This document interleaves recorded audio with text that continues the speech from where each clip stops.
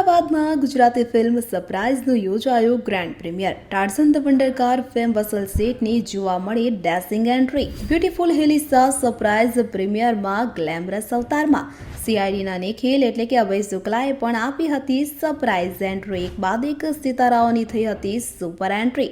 જુઓ ગ્રેન્ડ પ્રીમિયરનો અંદરનો નજારો.